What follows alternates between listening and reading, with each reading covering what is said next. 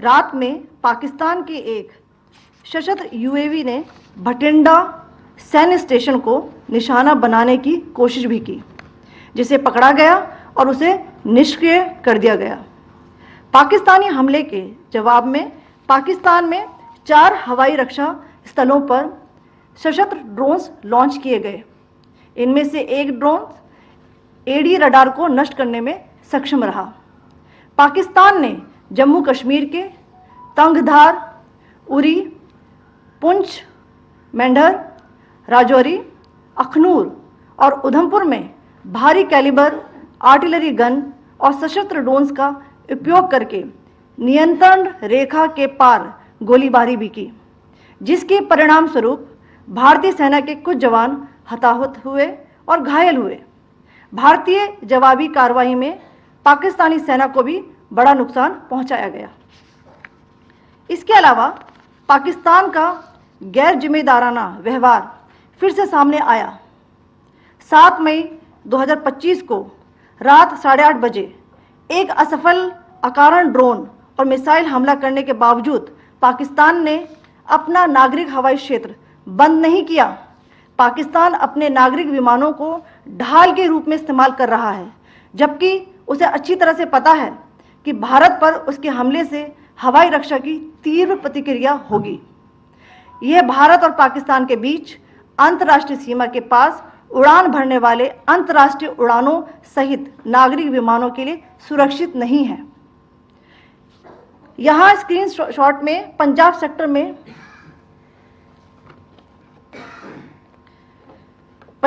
में high air defence alert स्थिति के दौरान एप्लीकेशन फ्लाइट रडार 24 का डेटा दिखाया गया है।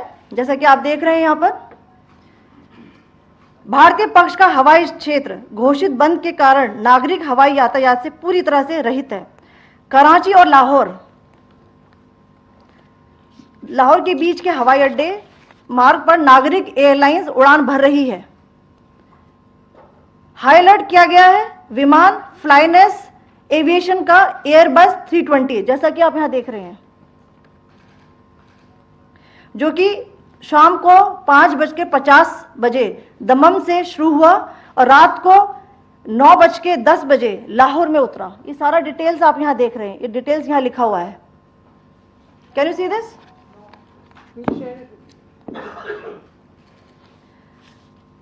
भारतीय वायुसेना ने अपनी प्रतिक्रिया में काफी संयम दिखाया और इस प्रकार अंतर्राष्ट्रीय नागरिक विमान सेवा की सुरक्षा सुनिश्चित की। धन्यवाद। जय Hind.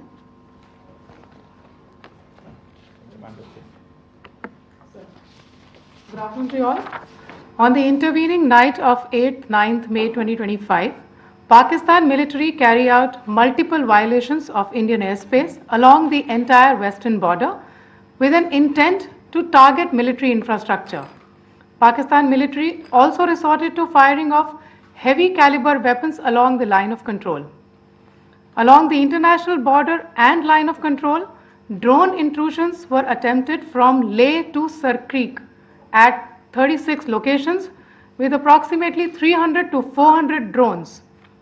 Indian Armed Forces brought down a number of these drones using kinetic and non-kinetic means.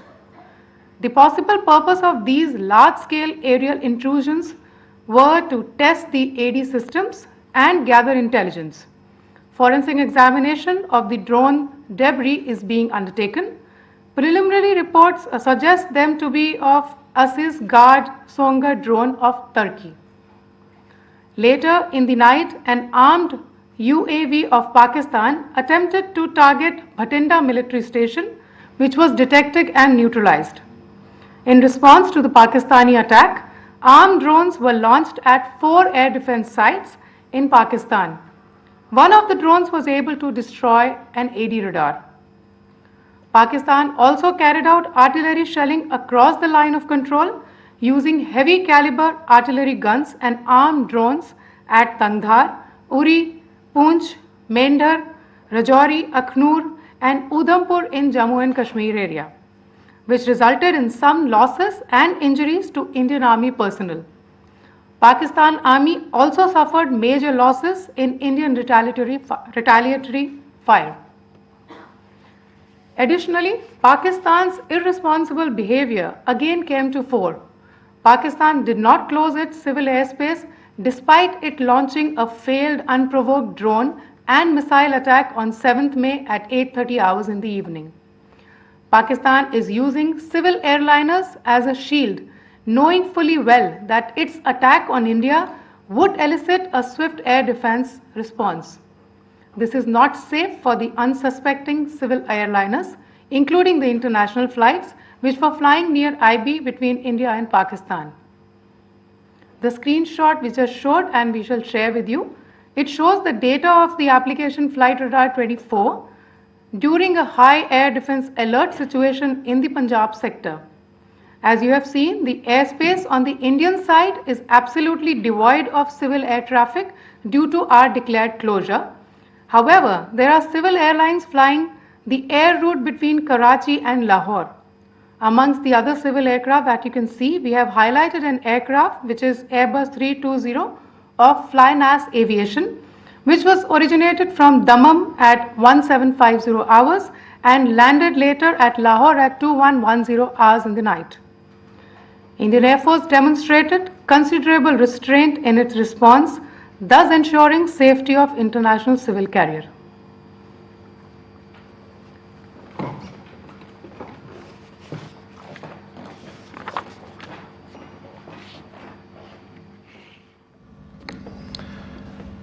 Thank you, Colonel Qureshi, Wing Commander Singh. I have just a few points to share in addition. कल रात की पाकिस्तानी सेना की कायरतापूर्ण गतिविधियों से आपको colonel Qureshi और विंग कमांडर सिंह ने पहले ही अवगत करा दिया गया है. These provocative and escalatory actions that were taken by Pakistan last night were targeted at Indian cities and civilian infrastructure, in addition to some military targets. The Indian Armed Forces responded proportionately, adequately and responsibly. ये जो हमले हुए कल रात को भारतीय सैन्य इकाइयों ने पर्याप्त रूप से और एक जिम्मेदाराना रुख अपनाते हुए इन हरकतों का उत्तर दिया. What I want to underline is that the official and blatantly farcical denial of these attacks that Pakistan carried out by the Pakistani state machinery is yet another example of their duplicity and the new depths that they are plumbing in their quest for disinformation. The other point in the same vein is Pakistani claims that they did not target or attack any religious places. You would recall that yesterday I shared with you an incident related to the attack on a Gurdwara in Punch. Instead of owning up to these attacks, Pakistan made the preposterous and outrageous claim that it was the Indian Armed Forces and the Indian Air Force that was targeting cities like Amritsar and trying to put the blame on Pakistan. This is nothing but a desperate attempt by Pakistan to disown its acts of aggression, but it is also true to type in its effort to deceive and mislead the world. It will not succeed. The Gurdwara in Punch in particular was attacked by Pakistan, and some local members of the Sikh community, including a Ragi of the Gurdwara, lost their lives in this incident, as I shared yesterday. TV पर आप इस हमले के चित्र देख सकते हैं. In addition, that we would attack our own cities is the kind of deranged fantasy that only the Pakistani state can come up with. Perhaps they do it because they are well versed in such action, as their history would show. The last point I wanted to make this evening is again this disinformation that is coming from Pakistan about India targeting the Nankana Sahib Gurdwara through a drone attack. This is again yet another blatant lie and part of Pakistan's disinformation campaign.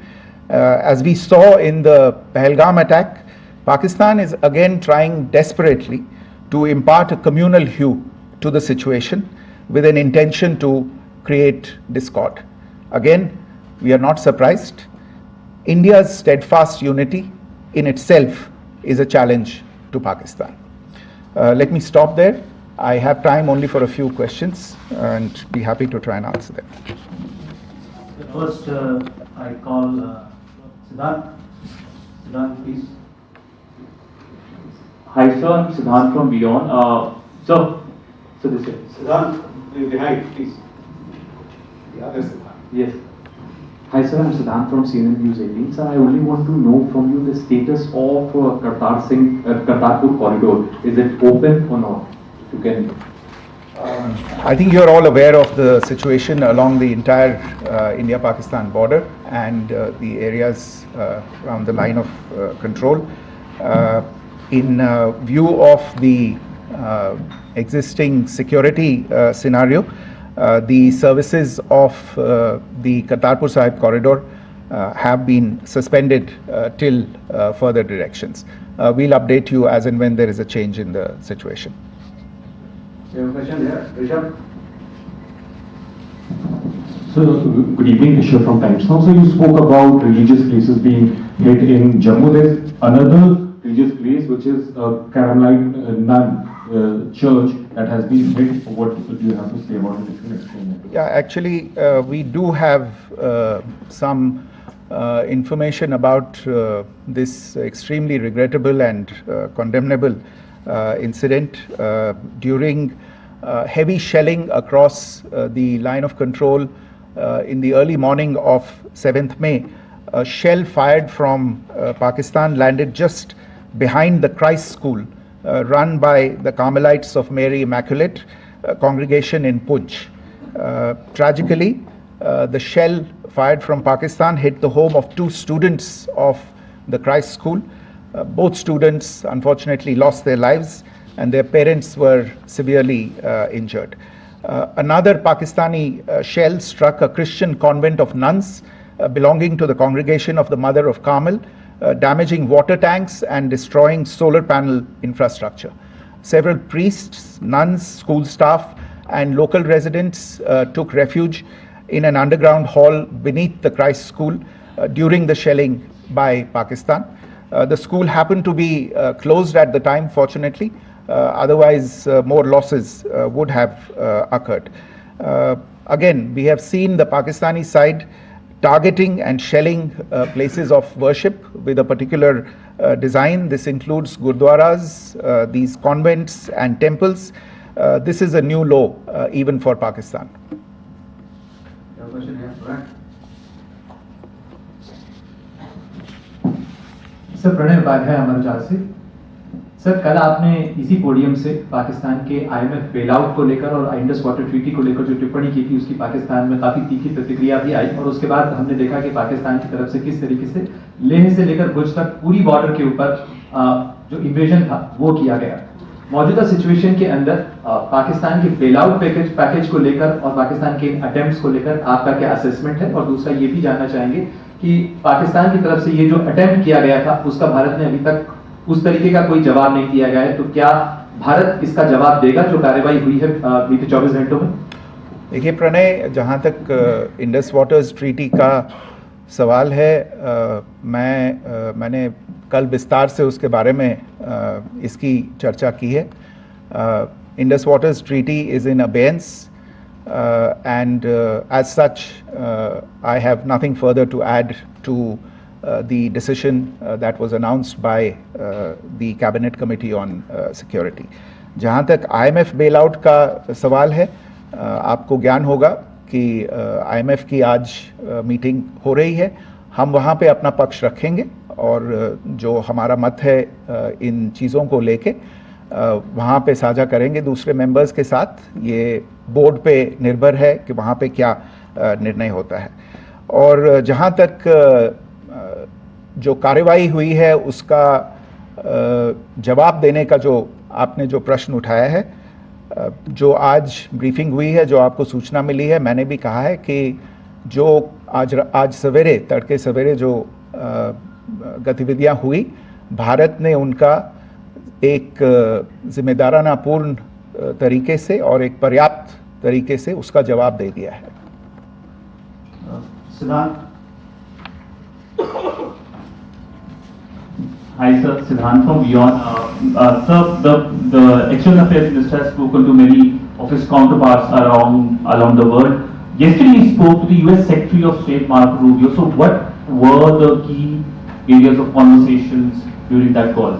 Yes, the minister had a conversation with the US Secretary of State. As you can imagine, the focus of discussions was the terrorist attack in Pahalgam and the response that India mounted after that on the 7th of May.